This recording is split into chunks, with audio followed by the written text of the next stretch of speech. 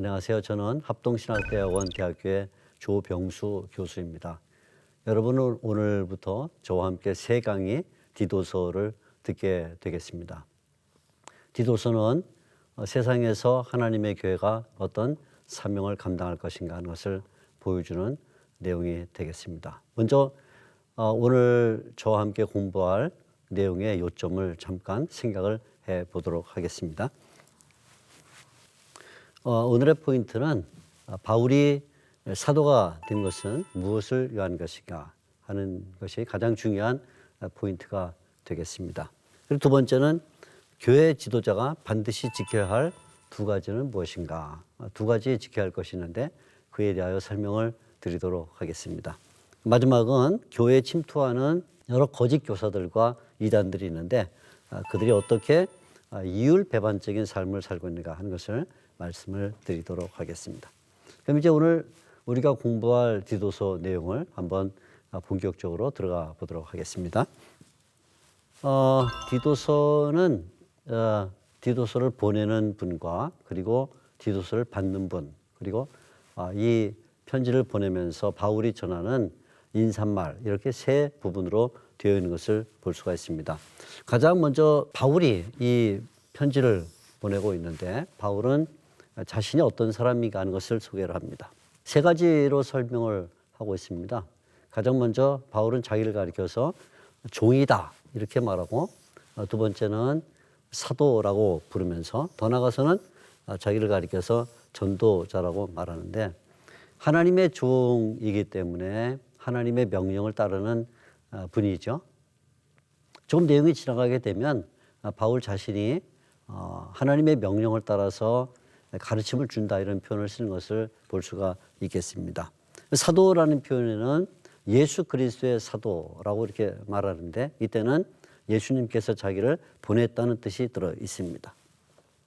마지막에 전도자라고 말할 때는 하나님께서 주신 이 구원의 복음을 어떻게 자기가 맡았나 하는 것을 말하면서 구주 하나님께서 명하신 대로 자기에게 이 전도가 맡겨졌다고 설명을 해 줍니다. 그래서 가장 먼저 바울은 지중해 한 섬이었던 그레데라는 곳을 방문을 해서 여기에 복음을 전하게 됐고, 이 그레데에 교회를 세운 다음 그레데에서 목회를 하도록 바로 자기의 제자인 또 아들인 디도를 여기에 두게 되었습니다. 그래서 바울이 디도를 그레데에 둠으로써 앞으로 어떻게 목회를 해나가야 될 것이냐는 것을 말해 주게 되었죠. 그래서 가장 먼저 우리는 편지를 보내는 이가 바울이다 하는 이 점을 기억을 해야 될 것입니다. 바울은 편지를 보내고 있는데 이때 혼자 편지를 보내는 것이 아니라 바울 곁에는 언제나 동역자들이 있었습니다. 이 동역자는 이제 편지의 마지막 부분에 나오게 되는데 특별히 4명의 이 동역자를 소개를 해줍니다. 아데마, 두기고, 세나, 아볼로 이렇게 말하고 있죠. 우리가 사도 바울의 활동을 살펴보게 되면 사도 바울은 혼자서 사역하는 경우는 거의 없는 것을 알게 됩니다. 거의 사역 초기부터 시작해서 사역 말기까지 언제나 그 주변에는 걸출한 동역자들이 함께 있어서 하나님의 말씀을 전하는 일을 했습니다. 그래서 동역자 없는 바울 생각해 볼 수가 없습니다. 오늘날도 우리가 하나님의 일을 할 때는 이 사실을 잘 기억을 해야 될 필요가 있을 것 같습니다. 그런데 마침 바울은 이 당시 편지를 쓰면서 니고볼리라는 한 지역에서 체류를 하게 되었고, 그때 디도를 만나고 싶은 마음이 있어서 디도에게 빨리 니고볼리로 와서 자기를 보라 이렇게 설명을 하게 됩니다. 오늘 나오는 디도서 1장 12절에서 13절까지 말씀에 그 내용이 들어있는 것을 볼 수가 있습니다. 디도서는 두 개의 구조로 진행이 되는 것을 볼 수가 있습니다. 먼저 교회에 있는 여러 일꾼들 또는 교회를 구성하고 있는 다양한 부류의 신자들에게 주는 권면의 말이 첫 번째 중요한 내용을 이루고 있고, 또 하나는 교회 안에 은근히 들어오는 이 잘못된 사상들, 소위 우리가 말하면 이단 또는 거짓 교훈들이 들어와서 그것을 어떻게 방지할 것인가 하는 것을 설명해 주게 된 것이죠. 그래서 디도서는 두 개의 축으로 되어 있다고 말씀드렸는데 다시 한번 설명을 드리면 여러 계층의 사람들에게 주는 권면이 들어 있습니다. 여기에는 이제 나이가 많은 분들부터 시작해서 나이가 젊은 사람들 그리고 또 당시의 사회의 한 구조 속에서 존재했던 종들에게 주는 말씀이 있고 우리 모든 사람이 봐야 될 이야기를 합니다. 그래서 먼저는 교회의 두 중요한 직분인 장로와 감독에게 주는 이야기를 1장에서 말을 하고 그다음에 2장에 들어가게 되면 늙은 남자, 늙은 여자, 젊은 여자, 젊은 남자, 종들 이렇게 많은 사람들에게 권면을 주면서 하나님의 교회에서 어떠한 생활을 해야 될 것이냐 어떤 생각을 가져야 될 것이냐는 것들을 우리에게 보여줍니다. 그 다음에 또 하나 중요한 것은 이단에 대한 이야기인데 물론 이단이 교회 안에 침투해 들어오기 때문에 말하는 것이 되겠죠. 그래서 이단을 방지해야 된다고 말하는데 이단은 두 가지 종류의 이단이 교회 안에 침투해 들어오는 것을 볼 수가 있습니다. 하나는 바로 디도가 목회하고 있는 그 서민 그레데 사람들 가운데 잘못된 생각을 교회에 유포하는 사람들 그게 바로 그레데인이라 이렇게 부르는 사람들인데 이 사람들은 주로 헛된 말 또는 속임수 또는 거짓말 이러한 말을 가지고 들어와서 교회를 어지럽히는 사람들이었습니다. 그래서 중요한 것은 이제 거짓말을 많이 유포했다 하는 것이 중요한 사실이 되겠습니다. 또 하나 부류는 유대인들인데 당시 유대인들은 디아스포라 유대인들이라 전 세계의 곳곳에 다 퍼져 있는데 바로 이 디도가 목회하고 있는 그레데 섬에도 유대인들이 당연히 있었겠죠. 그들은 특히 허탄한 이야기를 유포하는 사람들이었습니다. 이것은 이제 다르게 말하면 신화 이렇게 부를 수 있는데 이 당시 유대인들은 상당히 많은 종교 문서들을 갖고 있으면서 동시에 또 다양한 신화적인 이야기들을 갖고 있었습니다. 근데 그런 이야기가 교회에 한번 들어오게 되면 교회가 매우 소란스러워지고 또 그 때문에 하나님의 말씀에 집착하기보다는 도리어 이런 허탄한 이야기들을 따라하게 되기 때문에 이런 이단이 무서운 이단이죠. 그래서 사도 바울은 그레데인의 거짓말과 또 하나는 유대인들의 이런 허탄한 이야기를 따르지 말라 이렇게 말을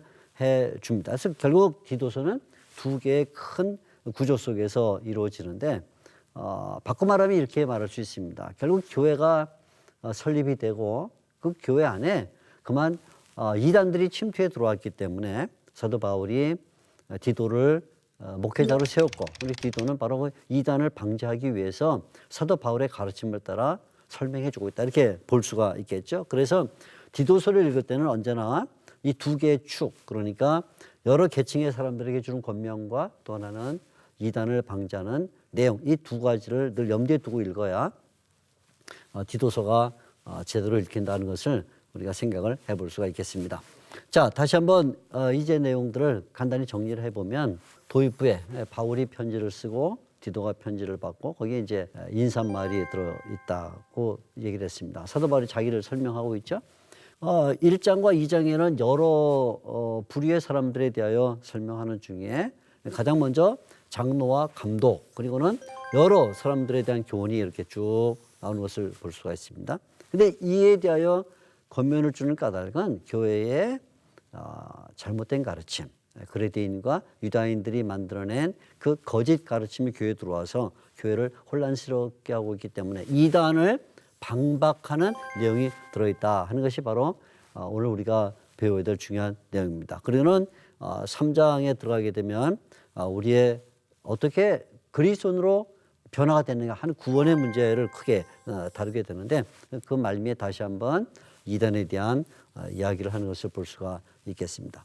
자, 이제 먼저 사도 바울이 이 편지를 보내면서 발신하고 있는 분, 그러니까 이제 바울이라고 우리가 이미 설명을 하고 있죠. 그다음에 수신자는 디도입니다. 그리고 바울이 언제나 그러하듯이 편지의 도입부의 첫 부분에는 기원을 말하면서 하나님의 은혜 그리고 평강을 비는 그런 내용들이 나오고 있습니다.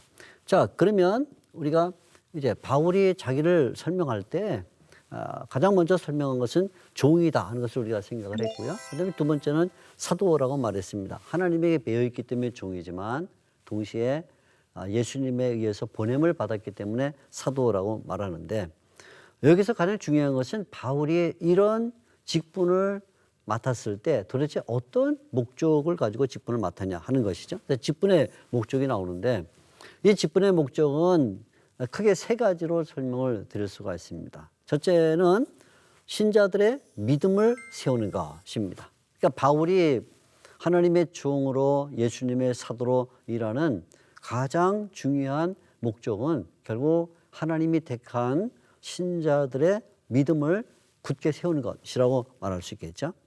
근데 그렇게 믿음을 세운다는 것을 또 다르게 말하면 두 번째 목적이 되겠는데, 그것은 진리의 지식을 알려주는 것이다. 다시 말하면 진리를 알려줌으로 말미암아 그들의 믿음이 견고히 서는 것이라 이렇게 보겠고, 여기서부터 세 번째 목적이 나오는데 그것은 진리의 지식을 알려주어서 신자들이 영생에 대한 소망을 가지게 하는 것, 이렇게 볼 수 있습니다. 이렇게 결국 바울의 이 직분의 목적은 세 가지가 되겠죠. 믿음을 세우는 것, 진리를 알리는 것, 그리고 영생의 소망을 말하는 것이다. 이렇게 설명을 해 줄 수가 있겠습니다. 그러면 도대체 영생이 뭐냐, 이렇게 사도 바울이 설명을 해 주고 있습니다. 자, 영생이라 하는 것은 두 가지 시간대를 가지고 있는데, 하나는 하나님께서 영원 전부터 약속했다라는 이 영생은 갑자기 우리에게 주어진 것이 아니라 하나님께서 영원한 세계에서 벌써 우리에게 세워놓으신 하나님의 뜻이다 하는 것이 중요하고, 근데 그것이 바로 이 현세, 우리가 살고 있는 이 시점에 나타났다는 것이죠. 그래서 이 적절한 때라는 이 표현은 하나님께서 모든 신자들에게 가장 합당한 시간에 바로 이 영생의 복음을 알려주게 되었다는 것입니다. 그래서 바울은 이 전도를 위임받아서 전하게 되었는데, 바로 그것이 자기 혼자서 자기가 창안해낸 것이 아니라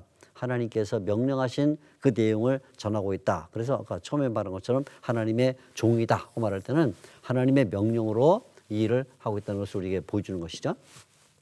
자, 다시 한번 도식으로 보게 되면 바울이 자기의 신분을 먼저 설명을 합니다. 하나님 종이다, 또 예수님의 사도다.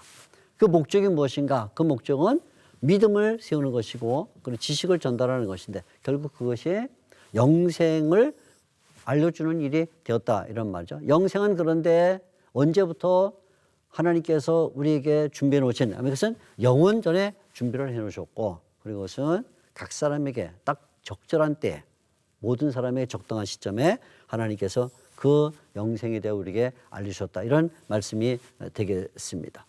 그러면 편지를 받는 디도는 어떤 사람인가? 디도는 아들이다, 이렇게 부릅니다. 아들. 근데 이 아들이라는 표현은 사도 바울이 디모데에게도 하는 말이고, 여러 자신의 복음을 받은 제자들에게 하는 말인데, 먼저 가장 중요한 것은 디도가 아들이기 때문에 참된 아들, 그래서 이 그레데 섬의 목회자로 세워준 것이고, 또 이 편지를 보내서 더욱 강화하는 그런 일을 하게 된 것이죠. 바울은 이 편지의 시작점에서 먼저 두 가지를 기원을 하고 있습니다. 하나는 하나님의 은혜가 임하기를, 또 하나는 평강이 임하기를 기원하는 말로 이 도입부를 마치게 됩니다.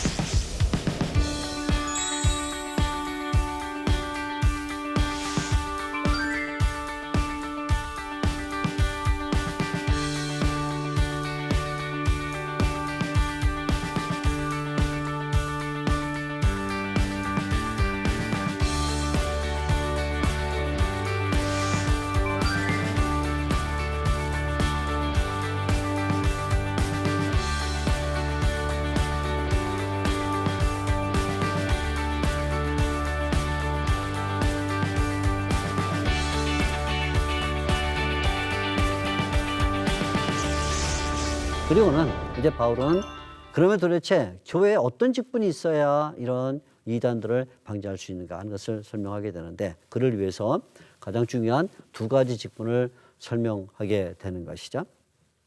자, 이 그레데 섬에 이제 바울이 떠나고 그리고는 디도를 남겨놨을 때 결국 뭔가 미진한 일들이 생긴 것이죠. 그 미진한 일들은 도대체 무엇인가 하면 그것은 이단들이 들어왔는데 바울이 이것을 정리해 줄 시간이 없이 바울은 그레데 섬을 떠나게 돼서 결국 디도가 이단 배격을 맡게 됐고, 또는 바울이 그레데 섬을 떠나기 전에 장로와 감독을 세워야 되는데 그것도 못하게 된 것이죠. 그래서 결국은 이제 디도가 장로와 감독을 세우는 이 직분의 위임을 맡게 되었다는 것입니다. 오늘 이 말씀 가운데 가장 먼저 우리가 주의해야 될 것은 여기에 장로와 감독을 세운다고 할 때 도대체 어떤 사람이 교회의 지도자, 교회의 리더로서 교회를 이끌어갈 사람이 되느냐 할 때 장로, 감독 이렇게 말하는데 이것은 사실은 두 직분이 아니라 한 직분을 다르게 설명하고 있는 것입니다. 그래서 바울이 두 직분을 다르게 설명하기 위해서 장로라고 말할 때 주는 포인트와 그다음에 감독이라고 말할 때 주는 포인트가 조금씩 다르게 되어 있습니다. 가장 먼저 장로에 대하여 말할 때는 중요한 것이 뭐냐면 가정입니다. 가정. 그래서 반드시 이 장로는 한 아내의 남편이어야 된다 이렇게 말하고, 또 하나는 믿음이 있는 자녀여야 된다. 두 가지를 말합니다. 한 아내의 남편이며 동시에 순종하는 자녀여야 된다 이렇게 말합니다. 왜냐하면 이제 우리가 주문해 보겠지만 교회 안에 들어온 이 이단들이 주로 어디에 목적을 뒀냐면 신자들의 가정을 파괴하는 데 목적을 뒀습니다.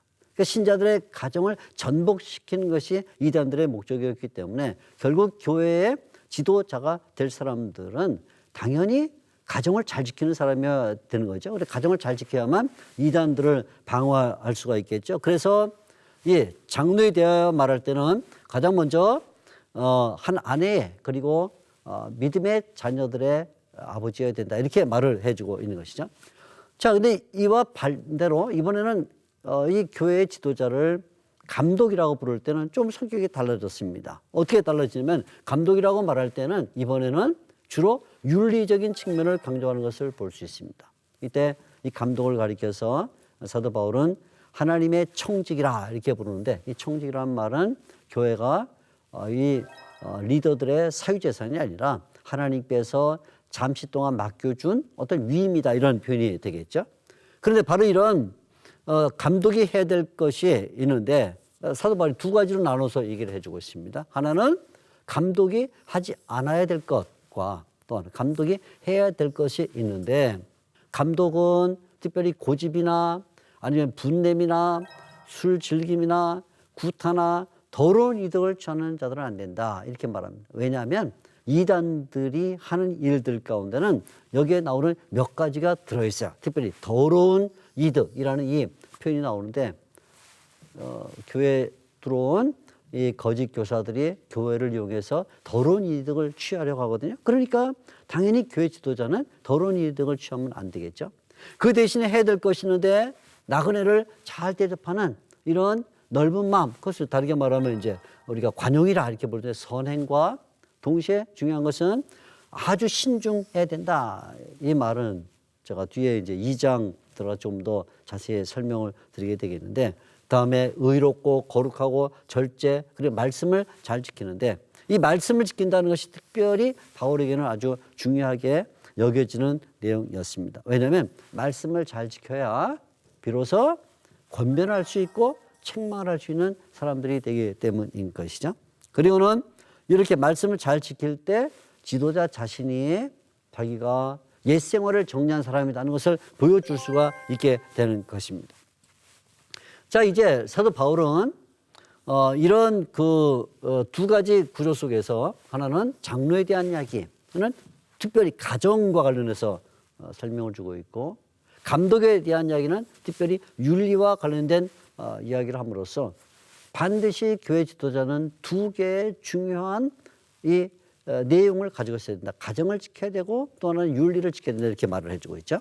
그러면 이번에는 바울이 이단에 대해서 도대체 뭘 말하려고 했는가 하는 것을 생각을 해봐야만 되겠습니다.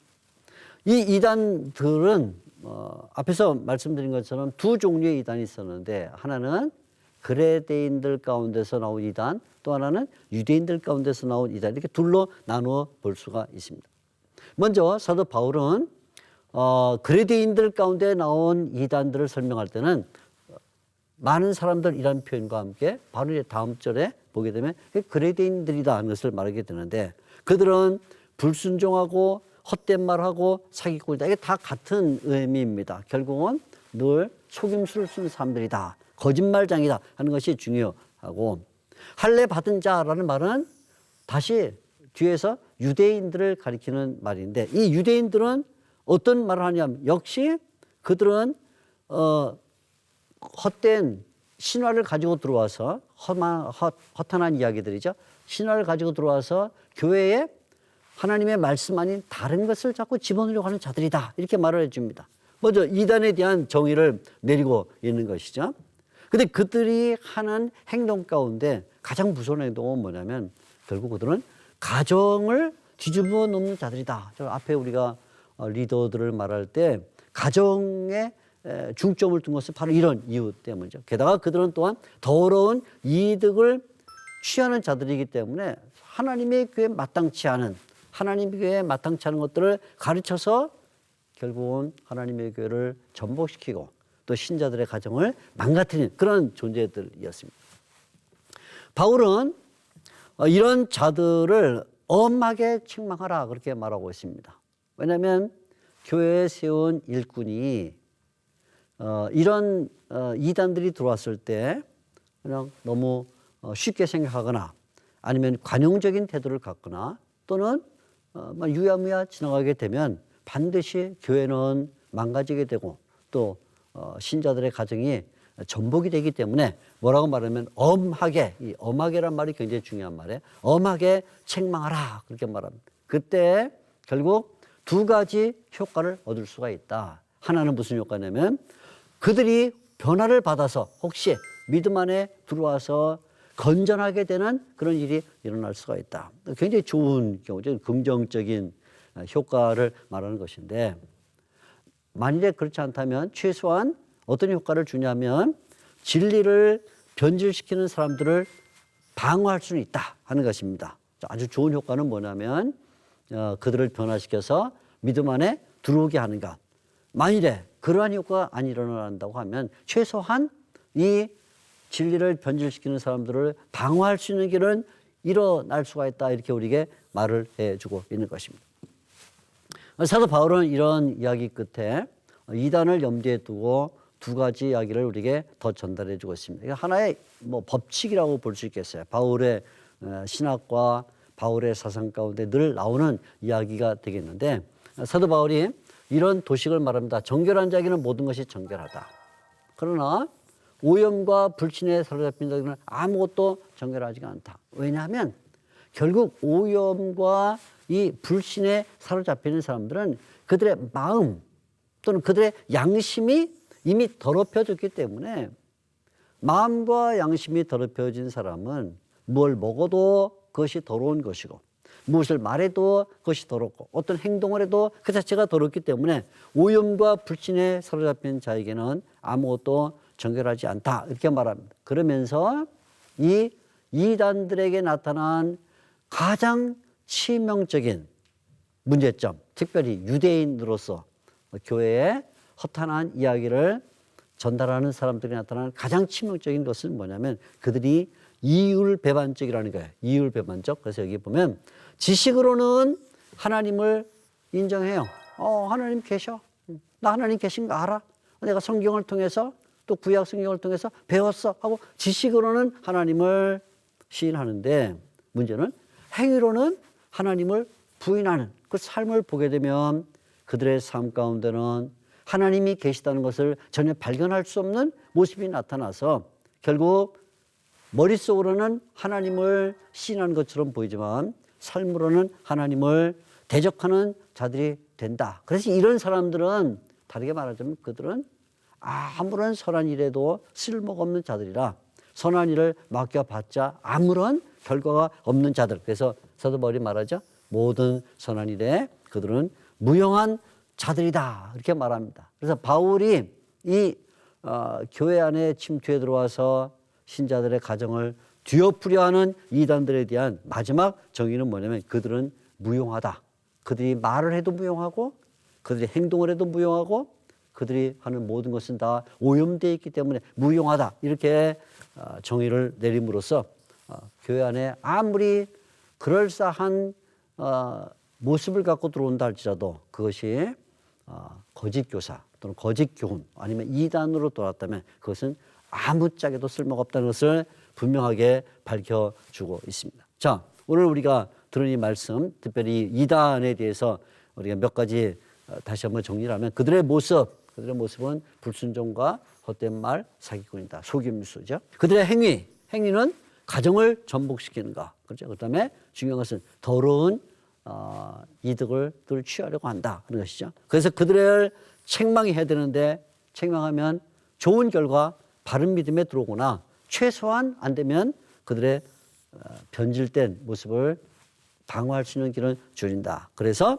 바울이 이러한 이단들의 문제점을 지적하는 중에 그들의 문제는 마음과 양심이 오염되어 있기 때문에 모든 것이 오염되어 있다 하는 것과 또 하나는 그들은 이율배반적이다. 그래서 지식으로는 하나님을 믿는 것처럼 보이지만 행동으로는 결국 하나님을 믿지 않은 모습을 보여주는 자들이다. 이렇게 정의를 해주고 있습니다. 자, 오늘 우리가 이 말씀을 드리면서 함께 생각해야 될 몇 가지 적용점들이 있습니다. 첫째는 사도 바울이 가장 먼저 이 편지를 쓰면서 자신을 가리켜서 하나님의 종, 또 예수님의 사도, 그리고 복음 전도를 위임받은 전도자다 이렇게 말했는데 우리가 한번 생각해 볼 것은 사도 바울과 비교할 때 나는 무엇을 위해서 살고 있는가? 나도 과연 바울처럼 이렇게 하나님에게 종이 되고 예수님의 사도가 돼서 복음을 전하는 삶을 살고 있는가? 한번 생각을 해볼 수 있겠죠? 우리는 무엇을 위해서 살고 있는가? 두 번째는 교회 지도자가 되기 위해서는 어떤 적합한 삶이 필요한가? 우리가 위에서 말했죠? 하나는 가정을 잘 지키는 자가 되어야 된다는 것과 또 하나는 윤리에 성공한 자여야 비로소 교회 지도자가 되기에 적합하다. 이런 얘기를 우리가 함께 나눴습니다. 이단과 관련해서 보면서는 신자가 말과 행위, 그러니까 일치하는 삶을 살아야 되는데 과연 우리가 믿음 생활하는 중에 이렇게 말과 행위를 잘 일치하면서 살고 있는가? 아니면 우리들도 교회 침투에 들어왔던 이런 그 이단들처럼 머리로는 하나님을 안다 이렇게 말하지만 막상 생활을 보면 생활을 하나님과 먼 그런 삶을 살고 있는 것이 아닌가 이런 오늘의 이 말씀의 내용을 우리의 삶에 한번 적용을 해볼 수가 있겠습니다. 근데 다음 시간에는 우리가 디도서 2장을 배우면서 여러 계층의 사람들에게 주는 권면 가운데 우리에게도 어떤 권면을 주는 것을 배우게 되겠습니다. 오늘 함께 말씀을 나눌 수 있게 되어서 정말 감사합니다. 다음 시간에 뵙겠습니다. 감사합니다.